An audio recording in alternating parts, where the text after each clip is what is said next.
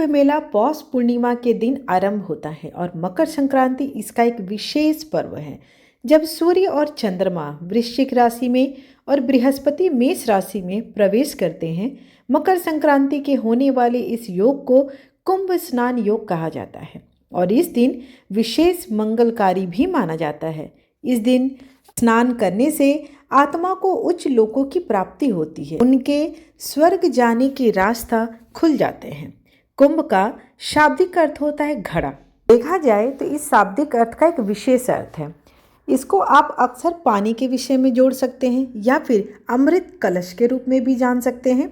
मेले शब्द का अर्थ हो गया एक स्थान जहाँ पर मिलना या एक साथ चलना संभव होता है। सामुदायिक एक उत्सव में उपस्थित होना कह सकते हैं। इस शब्द का ऋग्वेद और अन्य प्राचीन हिंदू ग्रंथों में पाया जाता है। इस प्रकार कुंभ मेले का अर्थ है अमृतत्व का मेला। यहाँ कुंभ स्नान के कुछ तिथि बहुत विशेष है, जैसे पौष पूर्णिमा, मकर संक्रांति, मौनी अमावस्या, वसंत पंचमी, माघी पूर्णिमा और महाशिवरात्रि। आज की वीडियो में आप जानेंगे महाकुंभ के कितने शाही स्नान हो रहे हैं, किन तिथियों पे पड़ रहे हैं, इसका महत्व क्या है, कुंभ स्नान से जुड़ी हुई कथा क्या है और महाकुंभ कितने प्रकार के होते हैं। समस्त जानकारी आपको एक ही वीडियो में मिलेगी। तो चलिए बिना देर किए इस वीडियो का आरंभ करते हूँ। आप सबसे अनुरोध है कि दिल से कमेंट बॉक्स में हर हर महादेव अवश्य लिखें। कुंभ मेले को देश के सबसे महत्वपूर्ण सांस्कृतिक और धार्मिक मेला माना गया है। यूपी के प्रयागराज में महाकुंभ की शुरुआत होने जा रही है, जो कि पौष पूर्णिमा अर्थात 13 जनवरी 2025 से प्रारंभ हो रही है। महाकुंभ प्रयागराज शहर के त्रिवेणी संगम अर्थात गंगा, यमुना और पौराणिक सरस्वती नदी के संगम पर आयोजित किया जाता है। महाकुंभ मेले का आयोजन हर 12 वर्षों के अंतराल पर होता है और विशेष बात यह है कि महाकुंभ का आयोजन प्रयागराज में ही होता है। मान्यता ऐसी भी है कि कुंभ मेले में स्नान करने से व्यक्ति के समस्त पापों से मुक्ति होती है और सभी सुखों को भोगकर अंत में मोक्ष को प्राप्त करता है। 30 से 45 दिनों तक चलने वाला यह महाकुंभ मेला हिंदू समुदाय के लिए एक खास दिन होता है। महाकुंभ भारत देश का सबसे बड़ा धार्मिक और सांस्कृतिक आयोजन है, जो हर 12 साल में 4 पवित्र स्थानों पर आयोजित होता है। प्रयागराज, हरिद्वार, उज्जैन और नासिक में आयोजित होता है।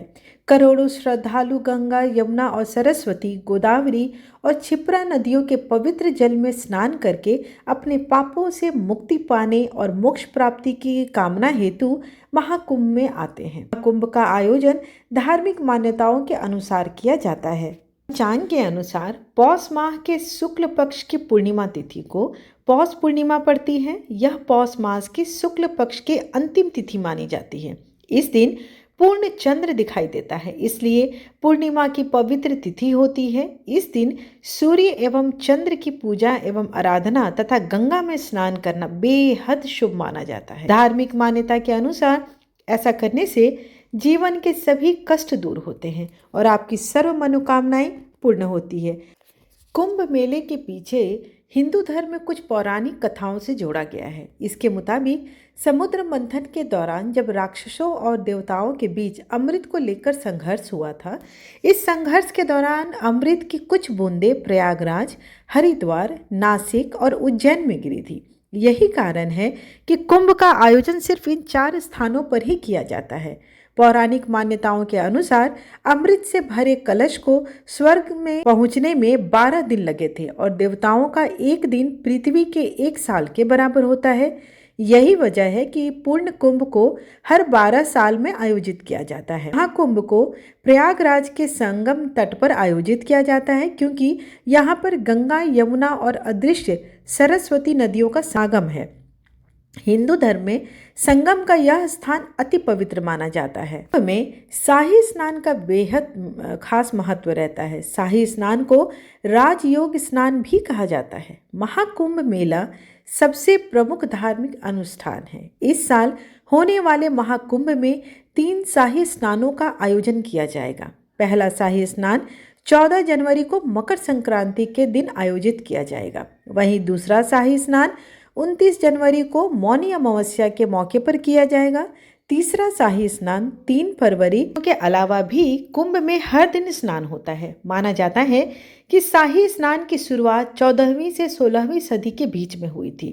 उस समय मुगल शासक भारत में अपनी जड़ें जमाने के लिए आए थे। दोनों का धर्म अलग अलग होने की वजह से साधुओं की इन शासकों के साथ संघर्ष की स्थिति बनने लगी थी। ऐसे ही किसी संघर्ष के बाद कभी दोनों धर्मों के लोगों की बैठक हुई और तब यह तय हुआ कि दोनों धर्म के लोग एक दूसरे के धार्मिक आयोजन में दखल नहीं देंगे। के बाद से साधुओं का सम्मान देने के लिए कुंभ के दौरान उनको विशेष अनुभव कराने के मकसद से हाथी घोड़ों पर बैठकर उनकी पेशवाई निकाली जाने लगी।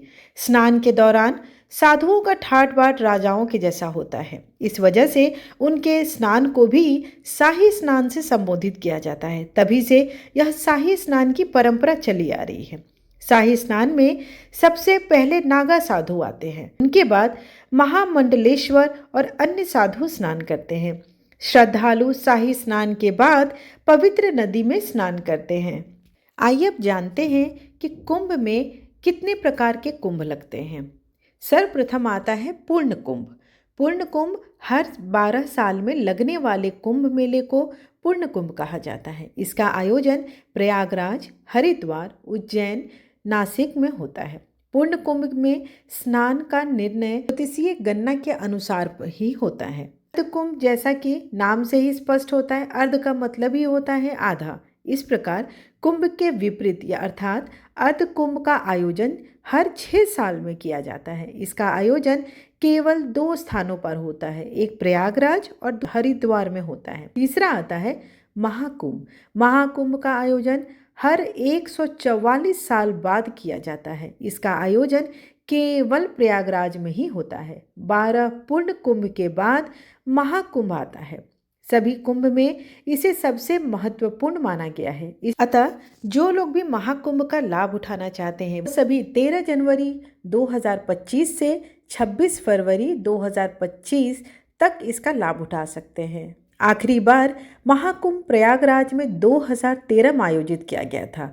12 साल बाद प्रयागराज फिर से कुंभ मेले की मेजबानी कर रहा है। तो ये आप सभी भक्तगण जिनसे समर्थ हो वो इसका लाभ जरूर उठाएं।